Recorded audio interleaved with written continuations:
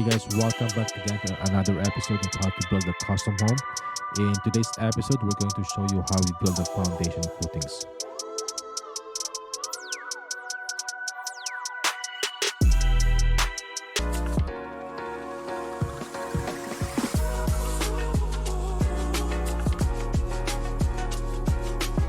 Alright guys, in this episode of how to build a custom home, we're going to take you to the behind the scene of the beginning phase of the concrete foundation after the cement was poured.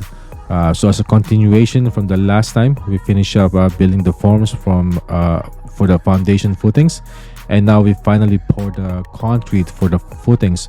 So as you can see it here. So the next step is now we're going to let these foundation footings to cure. It would probably take about two to 3 days to completely cure this foundation cement. And once it's cured, we're going to request again for the surveyor to mark the line where we can then start the process to build the forms for the foundation wall. So basically what we're doing here is that we're working our way up to the ground level until we completely get all the foundations complete. And the last step is to install the foundation drainage and to do the backfill, which we're going to show you in the next upcoming episode.